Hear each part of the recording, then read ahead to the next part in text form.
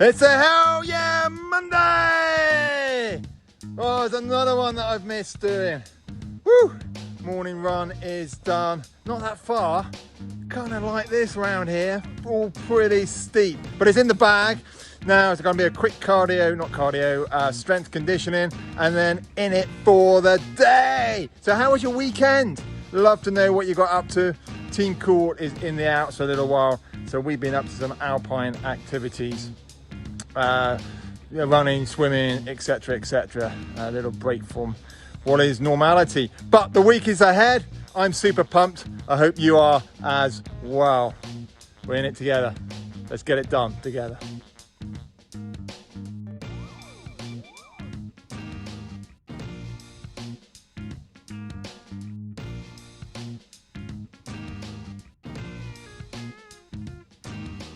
Oh, my, oh my, oh my.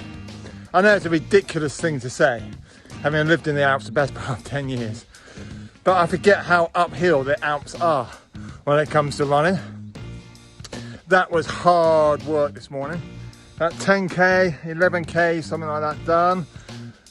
It all felt uphill, but obviously it wasn't, because I'm back at the start point, so there must have been some downhill, although I can't quite see where that was, but anyway, Sunday morning, that was fabulous, running around Megève, or above Megève, and now time for Ollie and his My Community Fitness workout. Getting it done.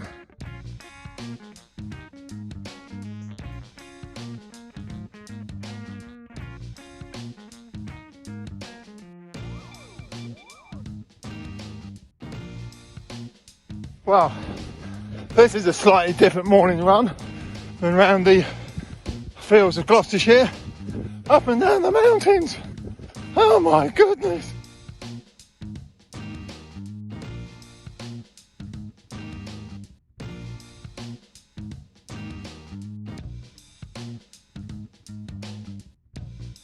It's a hell yeah Thursday! Oh, I've missed saying that. I've been saying it to myself up there almost every day. So almost recovered from a hamstring pull, which has kept me away from doing this sort of thing. And then the other one, this is a bit silly of me, I dropped my phone about 110 meters off the old man of Hoy last week, and I've only just got another one back. It's amazing how much we rely on a phone these days, quite shocking. So some of you may have seen the lovely Mrs. Cool doing a shockingly funny and actually pretty accurate interpretation of me last week. So she was a stand-in for a little while. Give her a follow. She's way funnier than I'll ever be. I'll put her thing in here. But for now, I want to say, hey, we're still here. We're still in it together, and we're still going to get it done together.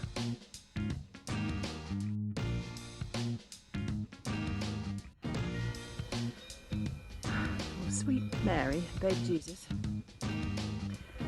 Trail running is quite flipping hard, isn't it?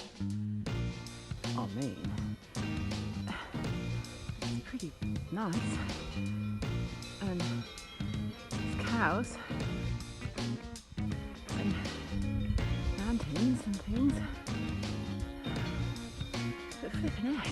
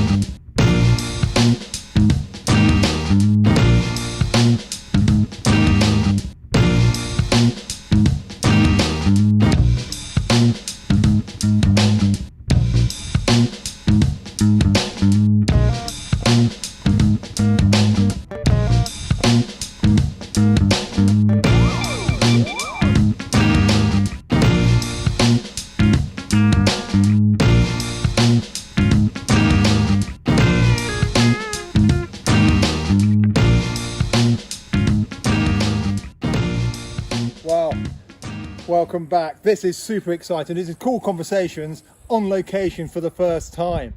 And I am joined today by this handsome dude.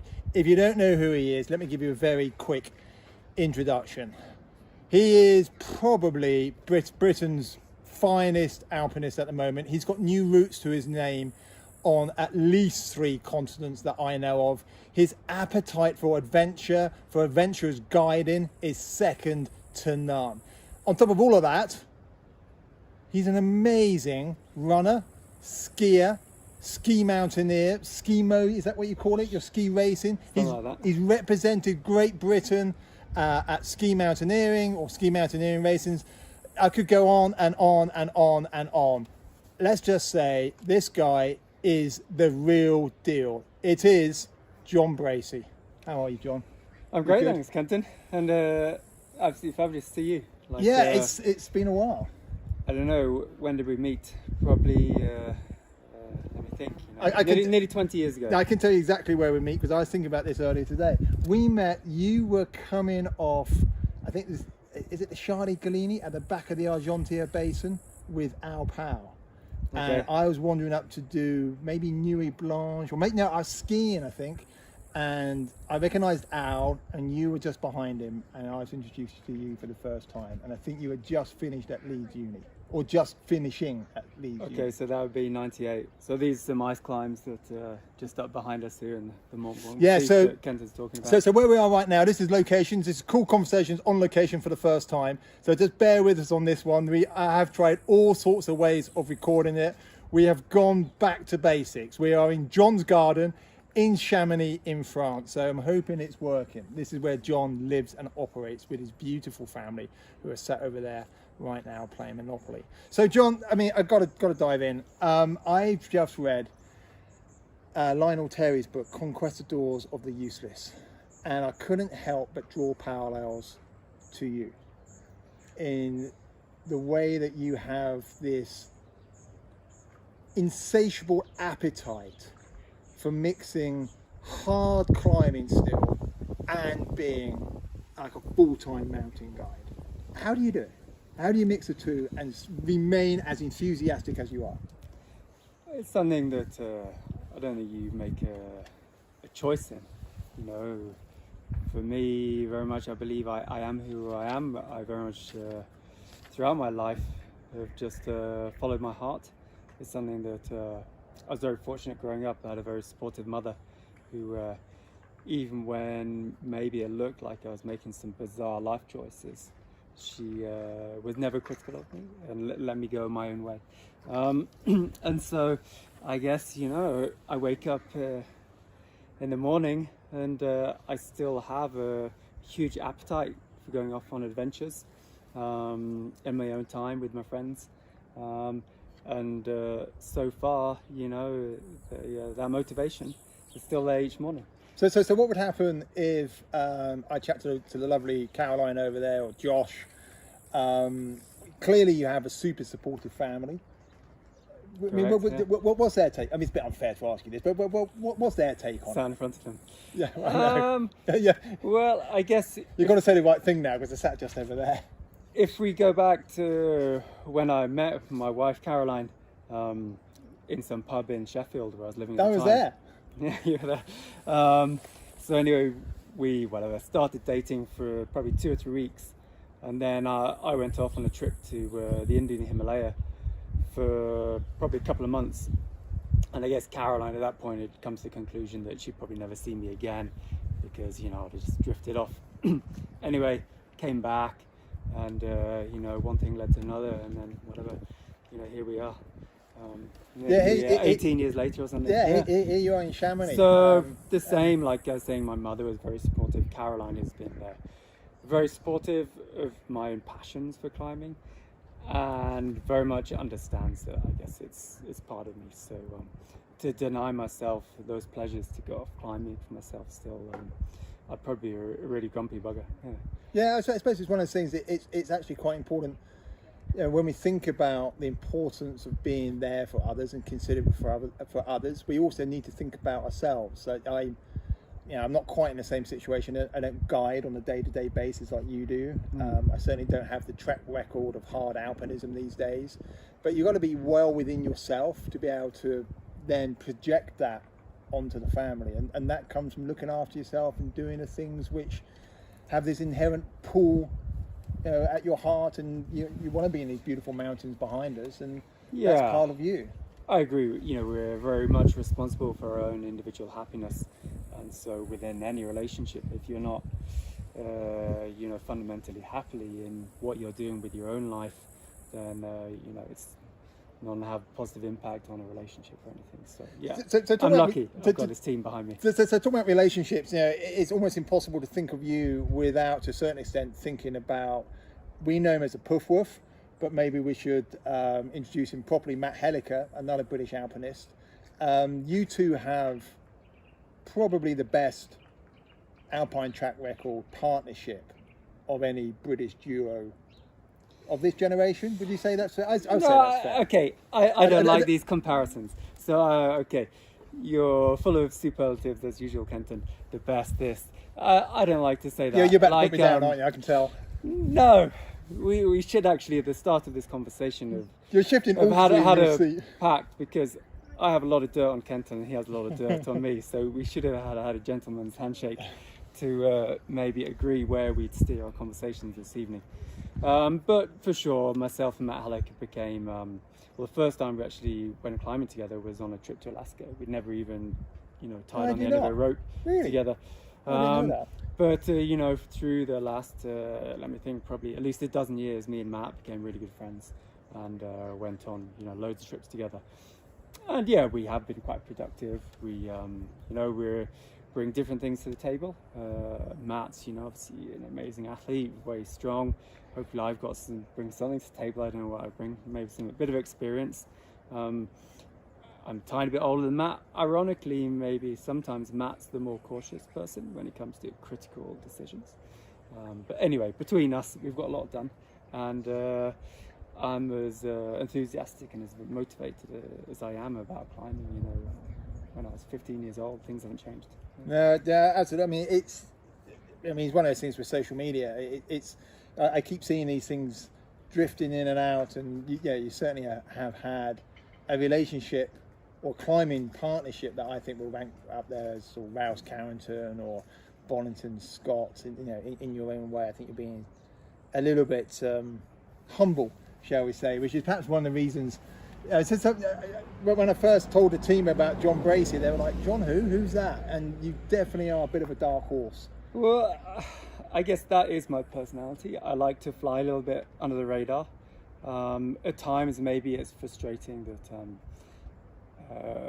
we all want fairness and everything in life, and so with like climbing journalism and the era now of social media and self-publicity, we need. There used to be, I guess, some very good mountaineering journalists that would maybe put value on different achievements and stuff that I perceive that's missing a little bit these days in the arena of mountaineering. Yeah, I think social. I mean, we all know about social media, and it's very.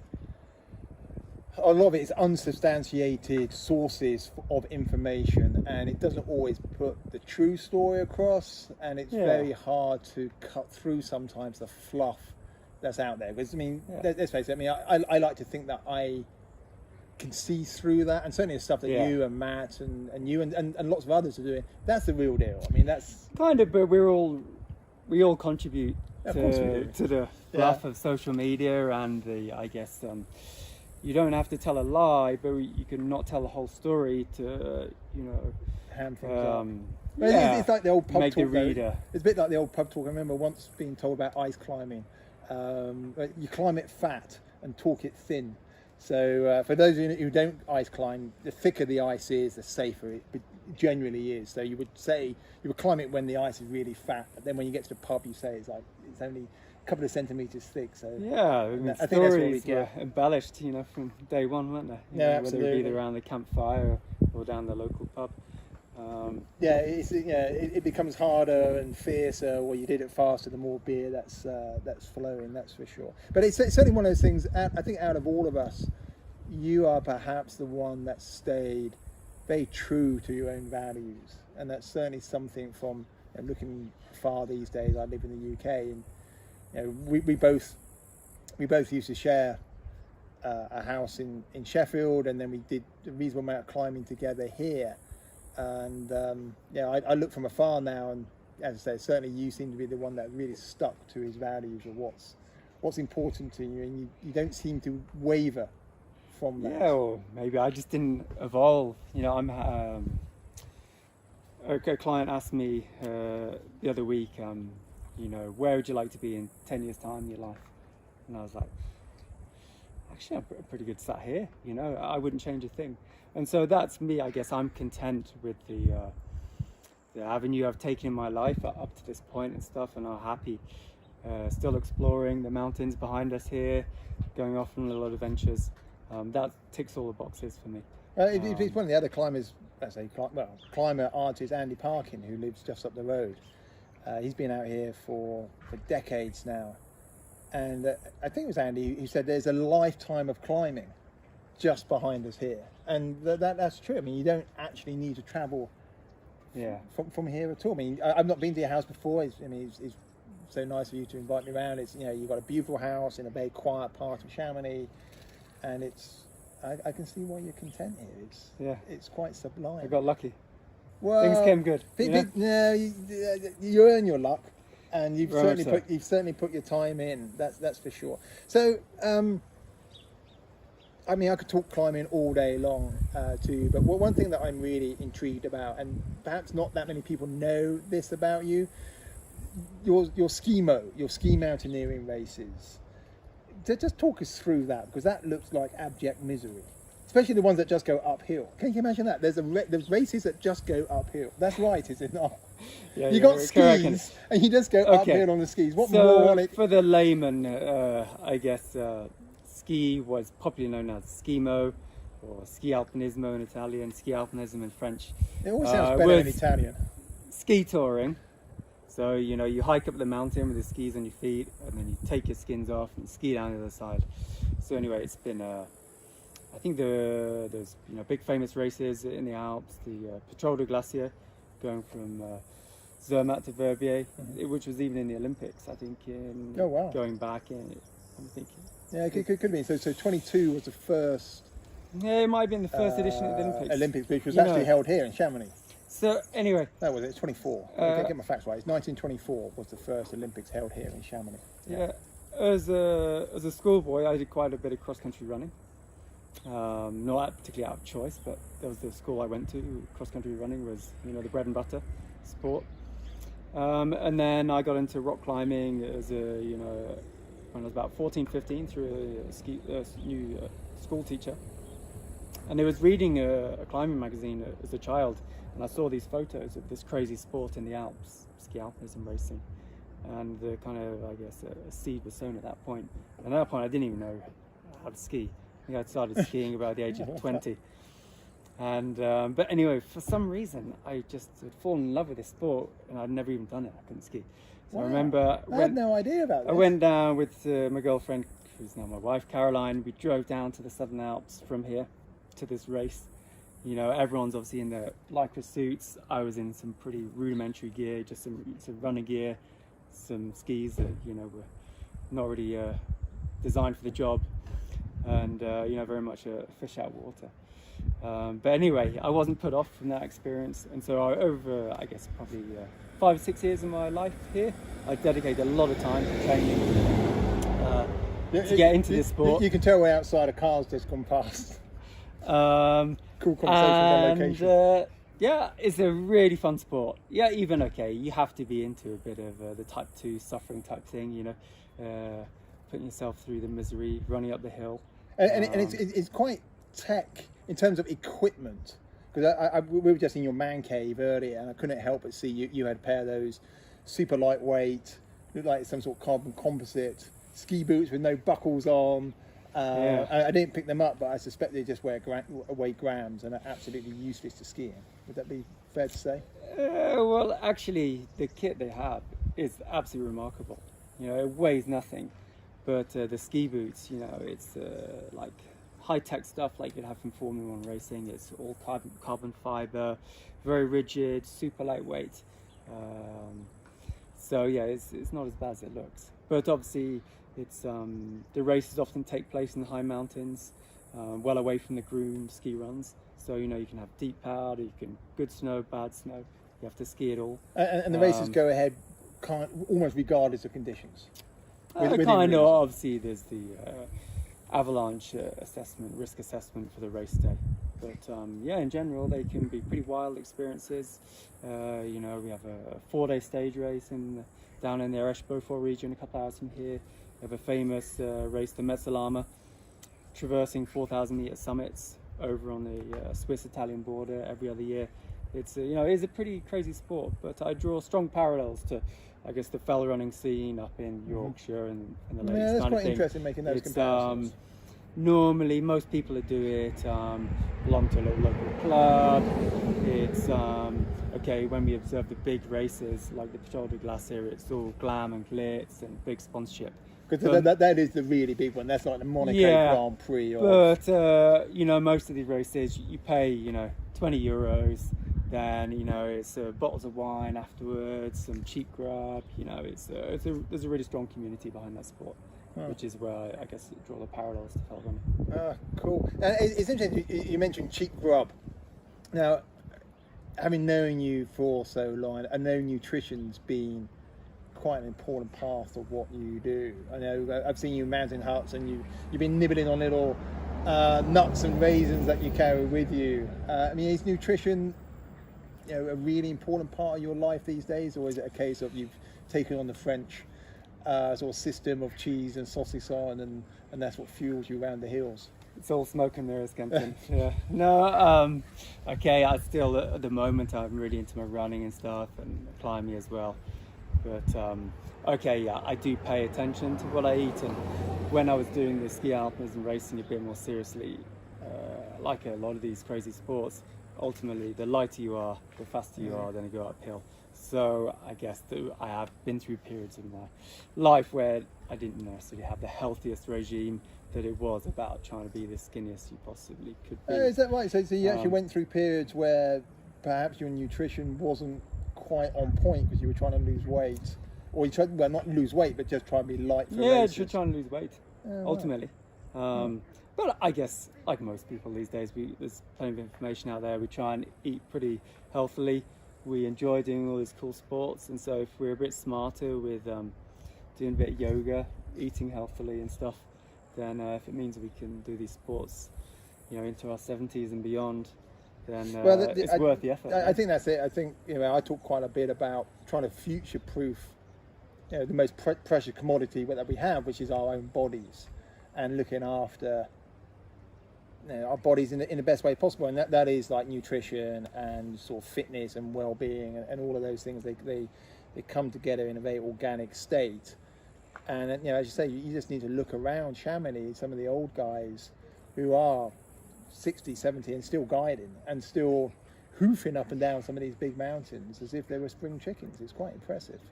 Yeah, I mean, obviously they've got by on red wine and That's ham it, and yeah. cheese and stuff. So And cigarettes probably. it's very ironic that we're having this conversation because without delving too deep, when me and Kenton first knew each other, we did live, I guess, a very hedonistic lifestyle. You know, it was about Lots of beers and parties. working the minimum amount. But you might be working the minimum hour. You used to work really hard. Maximise the amount of time we could go climbing, and obviously, you know, a lot of enjoying ourselves. So to be talking about, But it is nutrition interesting. I mean, bizarre. because we had Joe Simpson on the show a little while ago, Touching the Void fame, and I think he was probably very much the last generation, and we were probably on the cusp of the last generation who could get away with doing that and still perform at a relatively high level compared with some of our colleagues. Whereas now, I think climbers. Well, I don't know. I mean, it'd be interesting to see what you think about it. I think climbers now do take nutrition and training and a cleaner lifestyle perhaps a bit more seriously. Or do you think it's still quite but I don't think because mountaineering has always traditionally been quite anarchistic, hedonistic. We don't conform to rules and regulations particularly well, do we? Yeah, I guess that was kind of when we were growing up climbing. You know, our idols were living that hedonistic, you know, anarchistic lifestyle. And so we followed suit to some extent. But I think my take on it is a lot of young climbers now take themselves a bit too seriously maybe when it comes to all this nutrition and training. And actually, when it comes to alpine climbing, it's just about getting up there and getting involved. Because, you know, if we look about training for sport, it's all about being specific. And ultimately, climbing is such a technical, skillful sport that if you're not spending most of your time actually climbing, then you know it's you're wasting your time a little bit. Well, that's my take on it. And is that across the board, do you think? I mean, is that sort of mountaineering, ice climbing? I certainly find that rock climbing. I mean, I've not really rock climbed for a number of years, and I'm just getting back into it now. And I'm probably fitter now than I ever have been, but I'm not rock fit. I don't have that confidence that I once had on the rock. And the nervousness then starts to chip away at my mental capability, and that then before you know it, your arms are full of lactic acid and you're wobbling your way up stuff, you're doubting every single thing you do. I mean, I guess I would draw parallels to, you know, I'm well out of touch with, I guess, the UK climbing scene probably, but when you talk to people, you know, that you go in any city climbing wall and you look around you and the gym is full of people who are incredibly strong, you know, great climbers that potentially could achieve so much, I guess, on the cliffs, on the boulders outside, and yet they don't.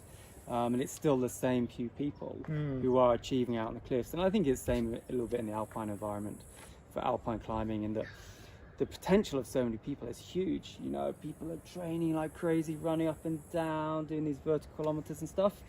And yet, you know, when it comes to the hard routes, it's all about having a good head. You know, maybe you find yourself in a bit of a dangerous situation, and it's all about having a good head, and you only get that through a lot of mileage and getting a lot of experience in that terrain. I mean, experience is a resource that you can't fudge. You can't. There's no shortcuts really, is there, for gaining experience. But you're absolutely right. I found myself, I was at Avon Gorge in Bristol, and my partner had to run off his website just being hacked or something. Anyway, so I was left in the lurch. I had a day off to go climbing. I wasn't going to let this stop me. So I went round the corner to a little bolted area and just went up to a party climbing and said, "Hey, listen, this has just happened. Can I get a rope with you?" Yeah. And I was climbing with this guy, and he was climbing 7B, without too much difficulty. He was like up and down these routes at New Quarry or whatever it's called. And I was really struggling to keep up. And then I said, well, hey, why don't I get your number? Perhaps we go out and do some trad next week. And he said, oh, yeah, I'd love to do that. I climb about HVS on trad. And for listeners or viewers, HVS is, I mean, it's way under 7B. I mean, 7B is relatively hard grade. And then also you've got HVS down here. Yeah. And it's purely because he said, oh, I get nervous. I don't really know how to, the gear placements. And that is, I suppose, exactly what you're talking about. Incredibly strong guy who was getting loads of enjoyment out of doing what we were doing that day. I mean, it's not right, it's not wrong. It's just a different approach to a very diverse sport that is climbing. Yeah, it's pretty basic, isn't it? You get good at what you do. Yeah. You know, and if you do a lot of it, hopefully you get better. No, yeah, absolutely. So for sure. So, talk me through the guides. I mean, we're both mountain guides. I think you joined the scheme about a year after me, and I seem to remember. I mean, I got knocked back a year, and I think, did we all graduate together? I can't remember. I think we might have done. Yeah, I think so. Because I got knocked back a year on my navigation. So we all qualified as guides back in 2006 or 7 or something like that. Quite a long time ago. And you still guide pretty much full time. That's pretty much. Yeah. I mean, you are. I mean, as full time as guides work, I guess, to a certain extent. I mean, you probably influenced me a little bit in pursuing the avenue to become a mountain guide. A bit foolish listening to me. Very few people, including my children, listen to me. I mean, obviously going back to the source there, obviously we both studied Leeds University, both study earth sciences. Yeah, we did, that's right. But I didn't really know Kenton University. You No, were 2 years above me. No, I was 3 years. I left okay. the year that you came. Do you know I've got an honorary doctorate now? Oh, I'm yeah. Dr. Given Cool. to anybody. It's given to me by Jane Francis. Well, now Professor. Okay. So when we were at Leeds, there was this professor or lecturer, Jane Francis, who she now heads up the British Antarctic Survey. So she's now Dame Professor Jane Francis, and she's the Chancellor of Leeds. Of Leeds University, and she bestowed. I don't know what that says about doctorates. I am sorry, Dr. everyone Cool. out there who's got a doctorate. Yeah, take that, Bracey. So anyway, well, I guess we had a lot of mutual friends in common through that era. Some really influential people, like a chap, Al Powell. Yeah, he was a big connector. He'd studied at Leeds and then went on, did a PGC and was working as a physics teacher. And he was a mentor for, I guess, a lot of us people going through Leeds University in the late 90s. And so I guess Al, he's definitely to blame that I should get him on a cool conversation. It'd be amazing. Definitely. He really would be. But his brother was world orienteering champion, I believe. Ivor. Yeah, I mean, obviously between the pair of them, great achievers in the world of sport out here and stuff. Yeah, so I first met Al when I first came to the Alps in '91, even before I went to Leeds. She's definitely getting really influential guy for myself and Kenton. So anyway, post university, I did a couple of winter seasons based up in Argentia here. That's why you were washing up in restaurants and stuff, and going snowboarding, bit of climbing, having a good time. I forgot you were a snowboarder at heart. And I guess at that point I was loving living in the Alps the winter. Saw guides out working. And so firsthand, I guess I was like, wow, wouldn't it be amazing to live in the Alps and to, have a way of earning money here. And then a couple of years later, Al, I think, first applied to train to be a mountain guide. Yeah, he went through and then very quickly, there's quite a circle of friends that kind of followed Al through on this journey to become mountain guides. And you're right, we I guess passed out, whatever, we qualified at the same time. Passed out.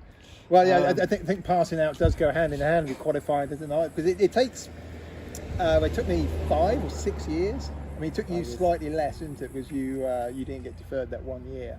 Yeah. But it is a long, drawn-out process, isn't it? Because obviously, when you do qualify, you are let loose with clients, and you are their protector, for want of a better word, in the mountains. Yeah.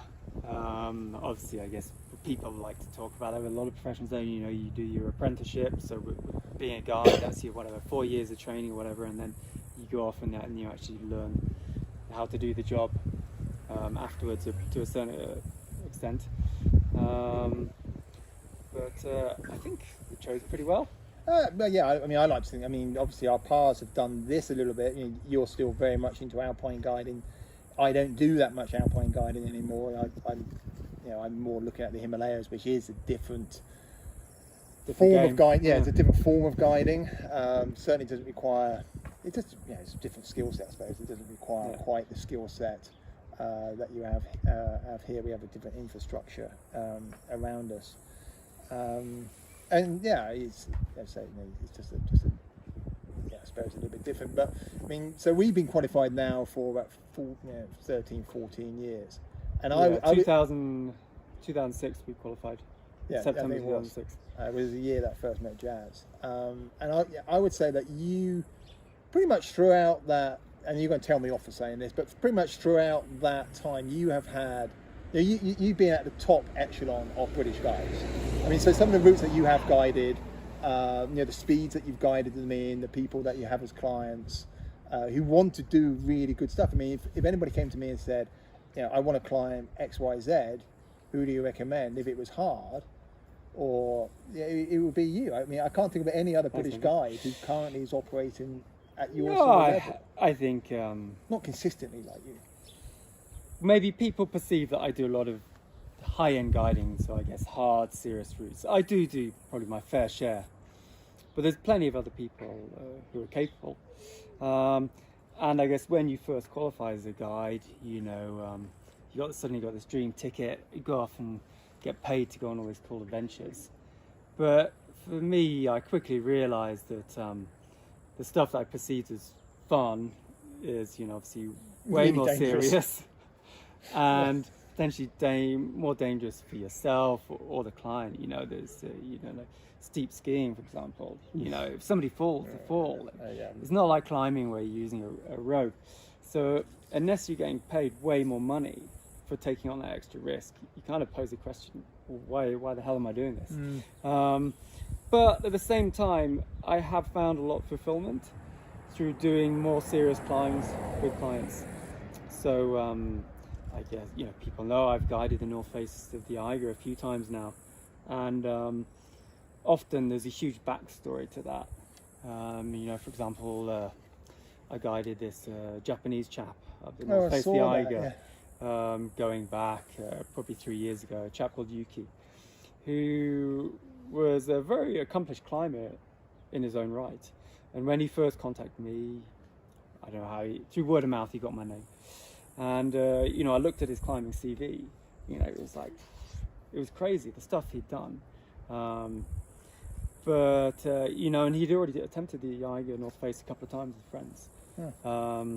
He climbed the North Face of the Grand Jurass a couple of times, all over the world. He was 69, still climbing grade 6 ice, which won't mean much to most people, but that's vertical ice where you have to be fit and strong.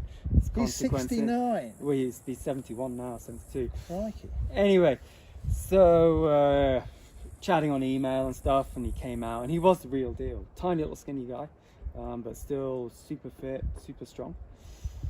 And but it'd been a dream of his since he was probably in his 20s.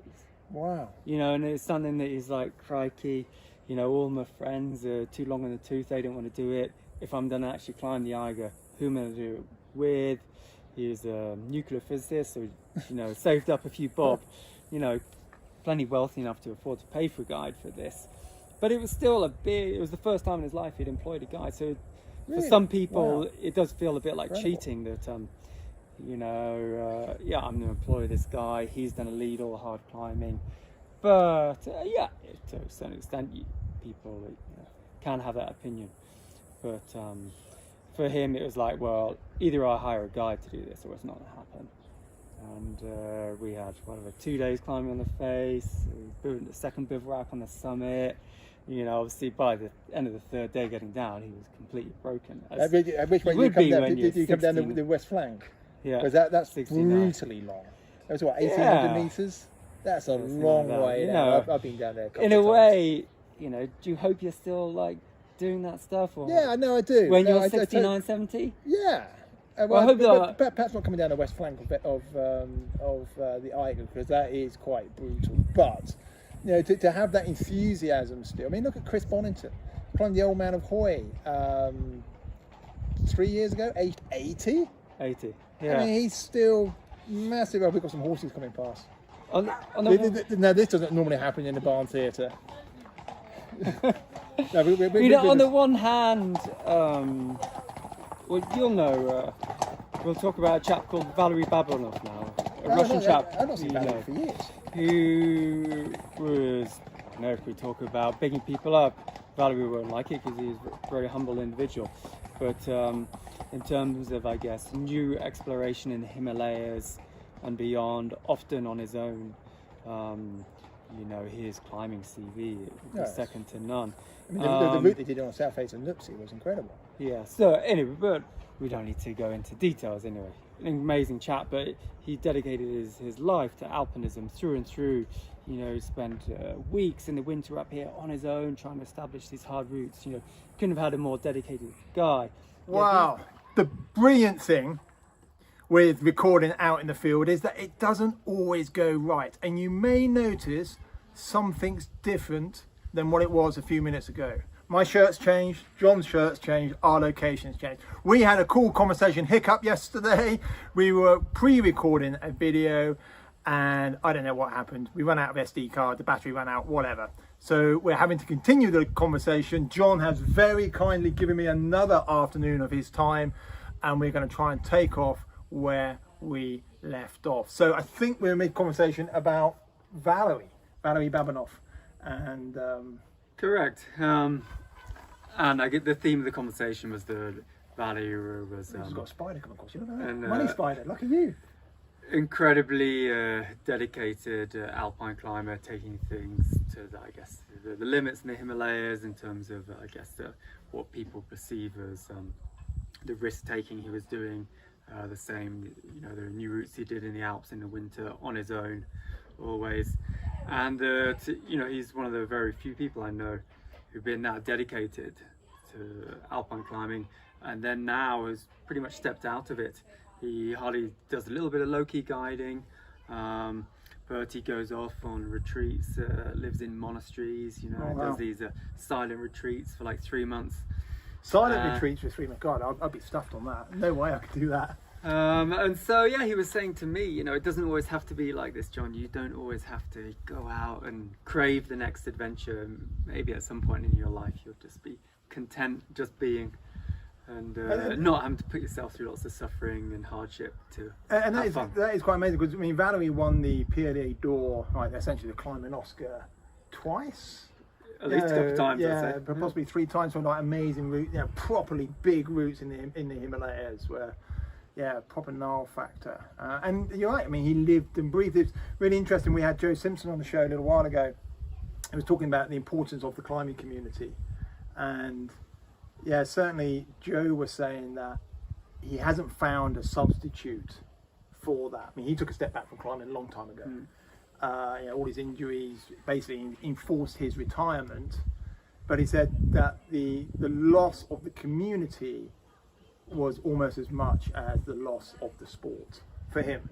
And it sounds like Valery substituted the climbing community, but I suppose he's still in it though, kind of. No, I think I'd say he's very much stepped out of it. Obviously he's an extremely well respected figure, by all his peers. But that kind of sense of community was probably one of the big things that attracted all of us to climbing and most people to climbing. That it's not just the buzz of the actual climbing.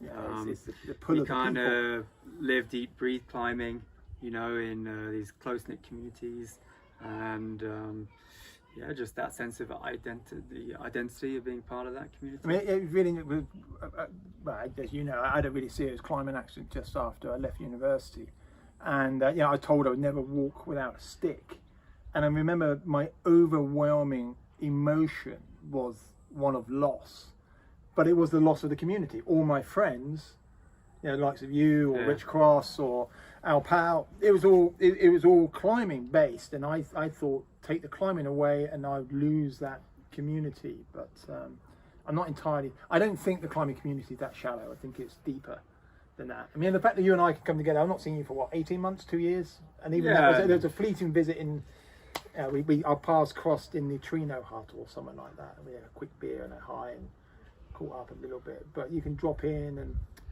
obviously going back 15-20 years ago, we lived in the same household. That's right. You had the tiny room, didn't you, in Machenbank Road? Yeah, we worked together often on the ropes, doing this kind of working at height.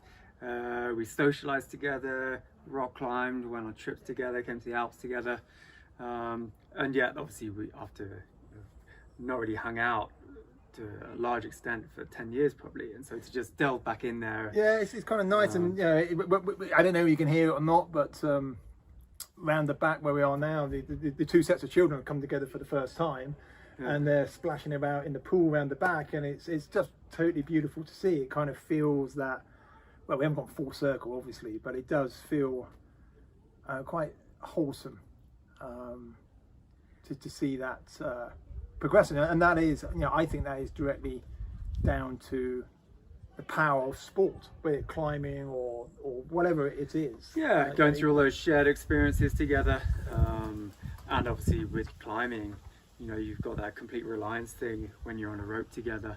You know, your security is in somebody else's hands, and you know, all those critical decisions you make on a big mountain together, kind of thing. So it does. And it's quite interesting because they are done together. It is a true collaboration. You are totally dependent on your partner and vice versa. And I don't know how many situations that you find yourself in, I'm trying to think, where you might get that. You are wholly dependent on one another.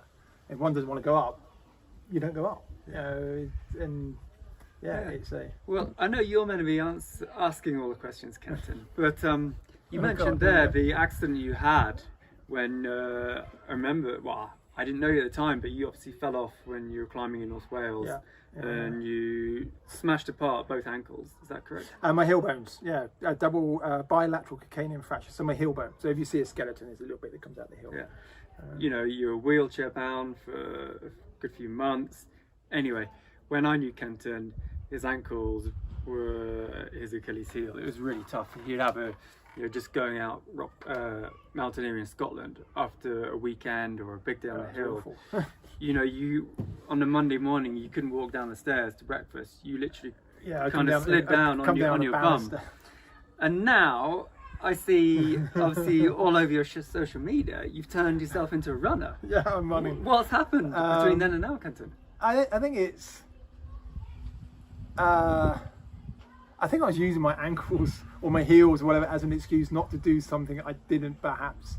Because I used to run, because we all kind of, at Leeds, we kind of all did a bit of everything, didn't we? You know, I used to run the mountain marathons, and then I had the accident, found it really painful to run. It used to hurt my knees and my hips and my lower back. And then about 2 years ago, doing a lot of cycling, 2 years ago, living back in the UK, I just thought, I can go out running. It was a time thing. But then, as you know, you can go out for, say, 45 minutes running and really beast yourself. But a bike, you do need, unless you get on a turbo trainer, which I just can't do, you kind of need a good couple of hours, a few hours on a bike. Whereas running, and I don't know, I find it super addictive. You know, I've been running here while we've been out here in Majev. You know, learning some of the trails around here, learning how steep it is. I mean, I know you. I mean, so some of the local races you've podiumed. In fact, I've seen that you've won some of the local races, haven't you? Yeah, I mean, I do definitely enjoy my running. It's funny to compare it to climbing. You know, you go out with a few friends, rock climbing for the day. You know, it's great fun, good banter, good laugh. Whereas running is quite solitary.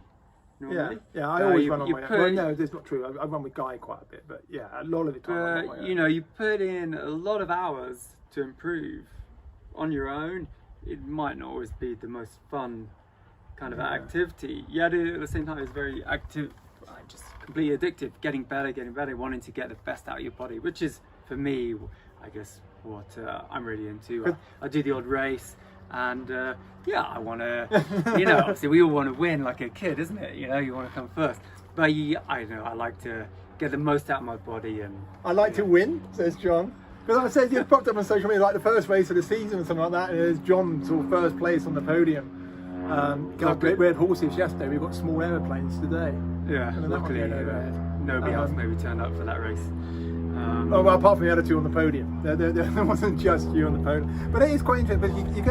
But you can go cragging for the day. And I remember living in Chamonix, and I used to do a lot of rock climbing in these inter-season, or in between summer and winter, especially the autumn, and I got quite fit and strong on the rock, but I perhaps wasn't that fit.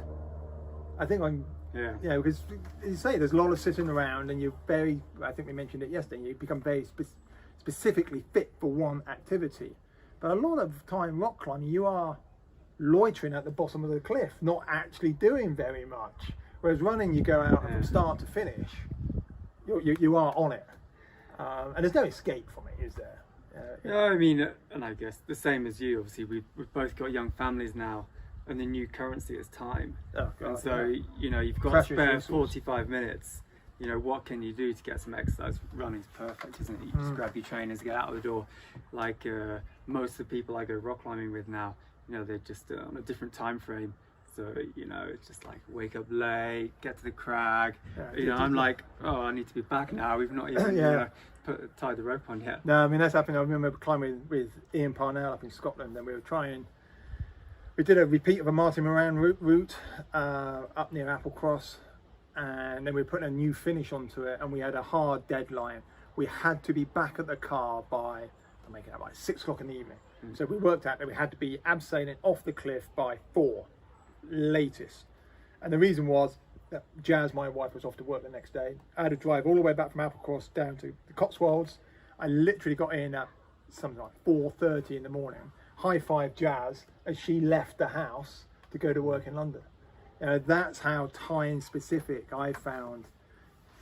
And unless you have children, unless you have family, I don't think you really realise how difficult it is to factor all that in. But things change, don't they? I mean, I've seen you with your children. You're fully engaged. I mean, as soon as we finish this, we're in the pool. Well, I'm in the pool. Don't know about you. What's your swimming like? I bet you're really good at that as well, aren't you? No, I've always fancied. This guy's so good at everything he does. No, I'm really bad.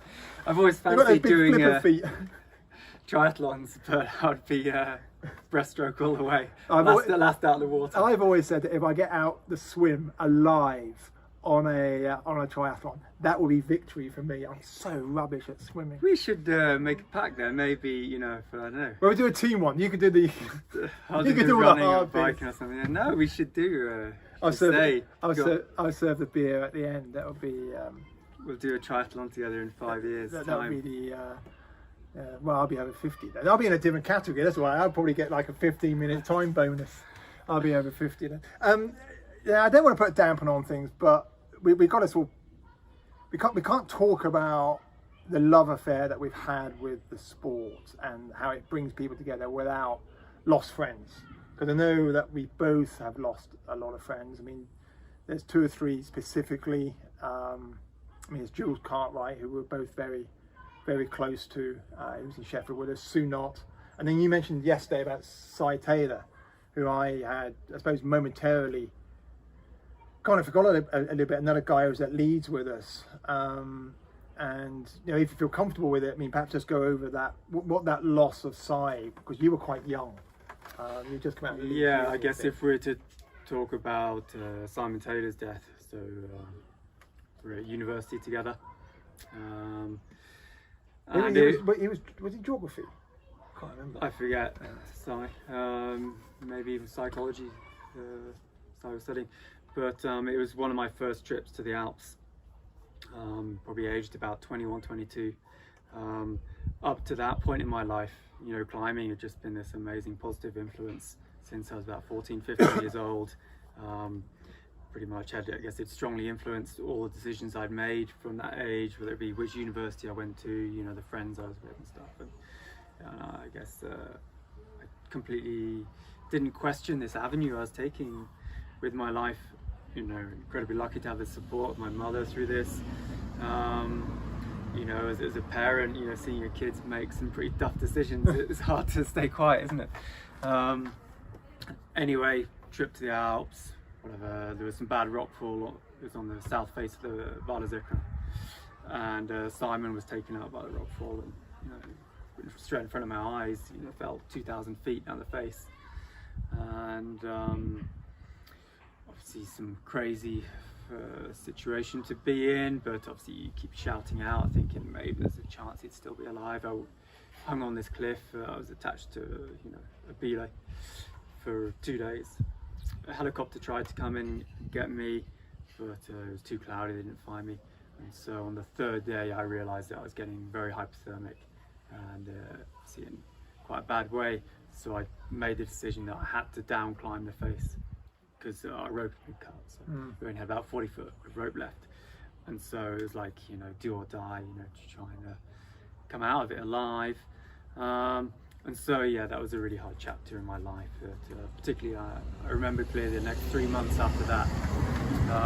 Obviously, I called into question, what I was doing with this climbing that had up to this point been so much fun. And suddenly, taken away a really good friend in front of my eyes. But, as time went on, I realized that climbing was still this thing that gave me so much. It gave me all of my friends, this community I'd been part of. The actual activity in itself was so fulfilling. The place that took us, the adventures we were doing, it was my life. And so to turn my back on climbing, it was never going to happen.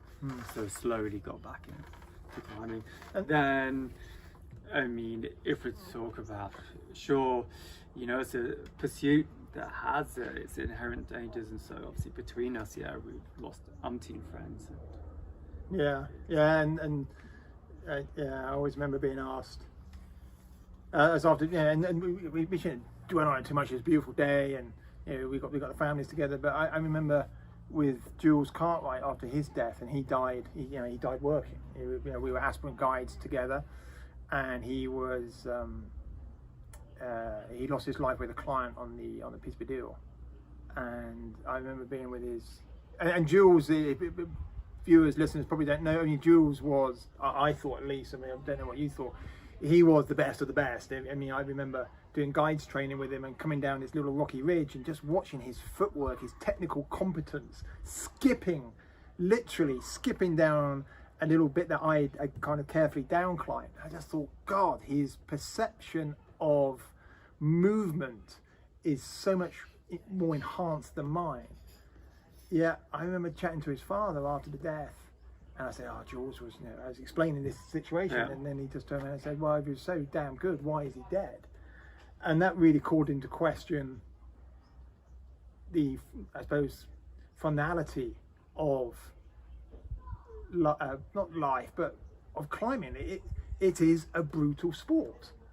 And I think what we do as guides also has a degree of brutality about it. If we do make mistakes, and all of us are capable of making mistakes, let's be honest, the consequences can be far-reaching. And for me, it was a massive shame. And we should move on. But I think one of the reasons why I've had the career that I have is partly down to Jules. And it was such a shake-up call where I was quite gung-ho, I think, in my approach to this. I think we all were. Yeah. And then to see Jules be so taken away from us with such suddenness was. It was a good party. To talk about Jules, it was a good party at his dad's house. Was an amazing character in that, incredibly talented, I would say, in his mountaineering. But it was rubbish on the rock though. He, really hedonistic lifestyle, really enjoyed life to the full. I can remember once we left this nightclub in Sheffield at 2 a.m, drove straight, I think 7 hours up to climbing Benavuid, no sleep, straight out of the car, and would be like that straight on the cliff, climbing a very hard level. And to us lot, it appeared that Jules would never train. Just show up off the couch and operate at an extremely elite level.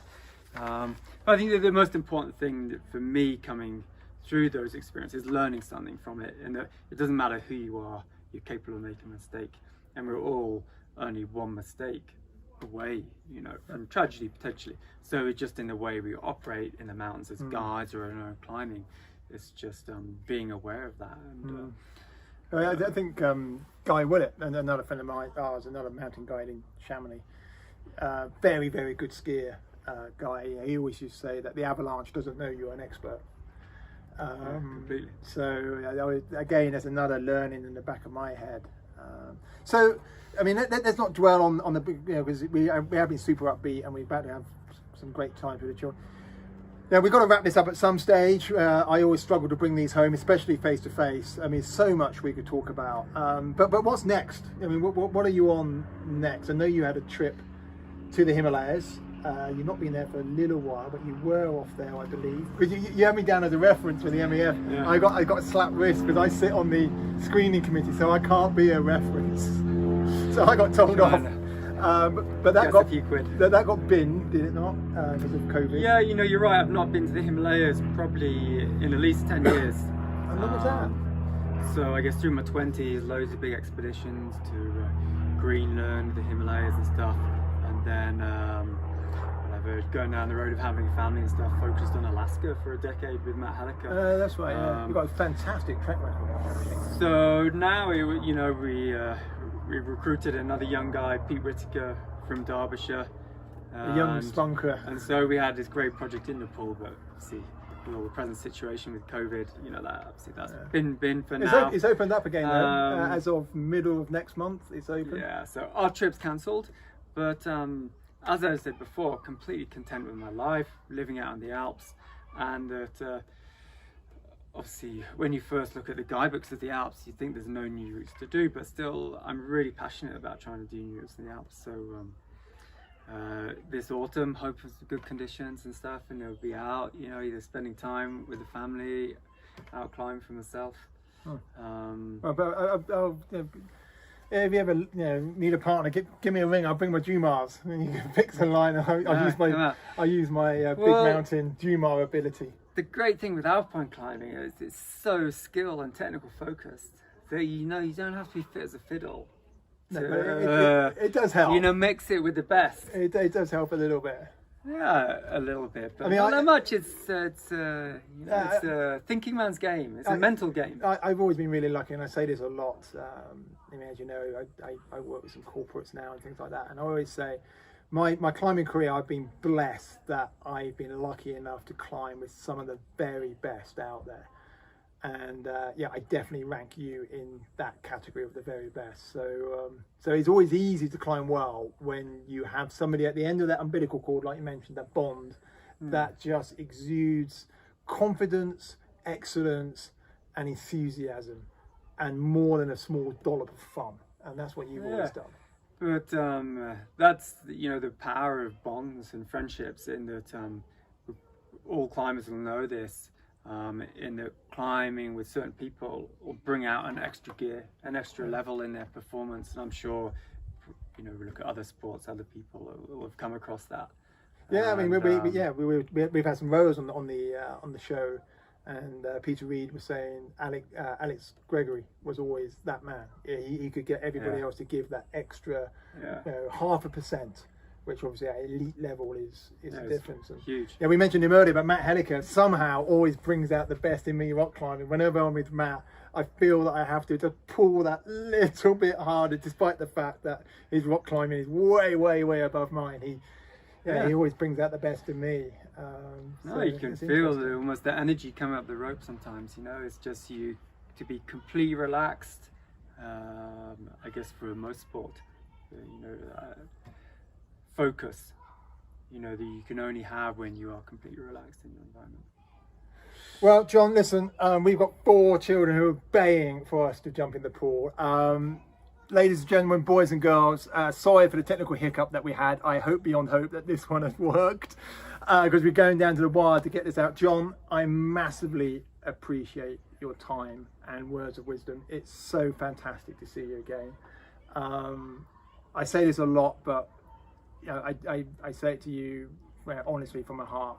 Loved time on with you. Some of my fondest moments, be it up in Scotland when you thought I was going to fall off the traverse on Voyage of the Beagle when I couldn't smear properly. Don't you remember that? About 60 feet out to an RP or something, to climbing beyond Good and Evil, or on the north face of the Eiger together all those years ago with Dave Heselton. Very fond memories in the memory bank, and as I said earlier, I do think you're one of the best. So keep on rocking it, keep safe, And let's make it happen. Yeah, let's do it. Okay, that was Cool Conversations with John Bracey. On location for the first time. Excuse the little technical hiccup. I've got to upload this straight away now, but we will see you same time, same place. Well, not actually quite the same place. We're back in the Barn Theatre next week, but same time next week. Thanks for tuning in. Stay cool. We'll get it done. Cheers, Kenton.